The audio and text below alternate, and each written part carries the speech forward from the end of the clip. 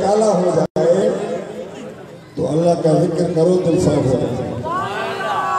اور کیسے صاف ہوتا ہے؟ شیشے کی طرح. اللہ والوں کے دلوں کی بات اور ہے. یہ تو یہاں بیٹھے ہیں یوں سمجھیں کہ ایک اسکرین ہے دل، اور ایسا اسکرین جو آپ یہاں سوچیں یہ یہاں سمجھ جائے.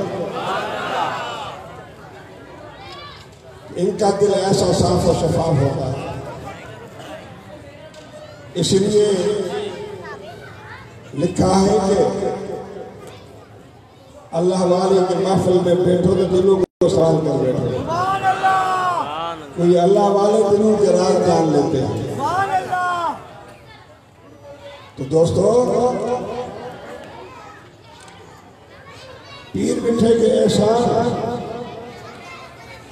فراموش نہیں ہو سکتے. جاہلوں ان پڑھوں گدھوں کو گدھ بنا دیا آپ نے. ان کو چلنے نہیں آتا تھا، گدھے، عقل نہیں ہوتی تھی، جانور. ان کو ایسا فیض دیا کہ اب وہ چاہے تقریر کرتے ہیں جیسے عالم تقریر کرتے ہیں. یہ فیض ہے پیر کا. تو دوستو،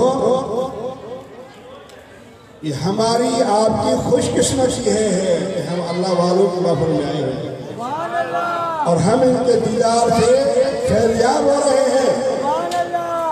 اور یاد رکھو یہ بات رومی کی، اتنا کامل والی گزرے ہیں صدیوں پہلے. ابھی کا مولوی نہیں ہے، صدیوں پہلے ہے رومی.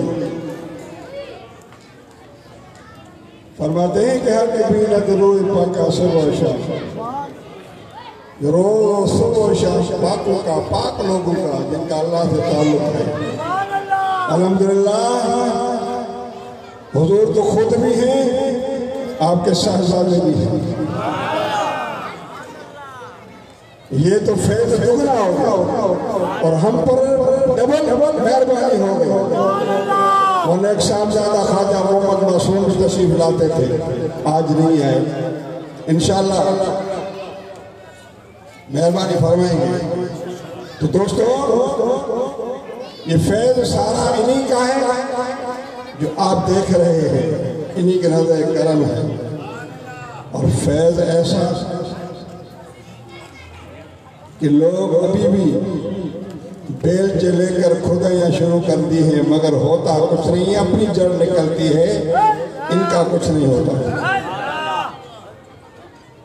تو دوستو، حضور قبلِ عالم پیر میٹھا ثانی کا یہ فرمان حکم ہے کہ پہلے آپ کے صاحبزادہ خواجہ خلیل الرحمن خطاب فرمائیں،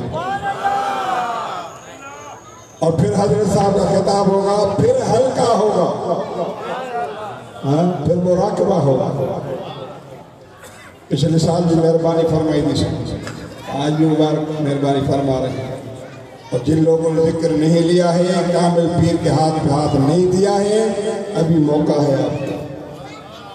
یہ دیکھو، پیاسا ہمیشہ کنویں کے پاس جاتا ہے، کنواں کسی کے پاس نہیں آتا. مگر کیا یہ فیض غفاری ہے؟ پیر میٹھے کا فیض ہے کہ ہم ناکاروں پر نظر کرم فرما رہے ہیں. تو دوستو، میں حضور قبلِ عالم صاحبزادہ سائیں خلیل الرحمن ثانی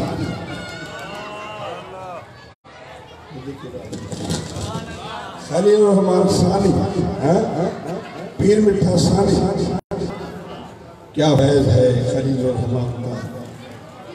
دوستو،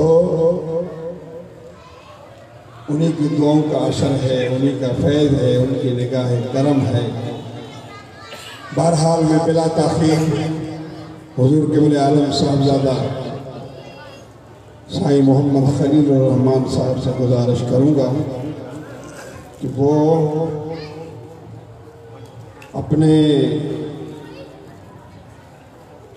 خاص کلمات سے ہمارے دلوں کو مستفیض فرمائیں اور اپنے والد صاحب کے برابر میں بیٹھے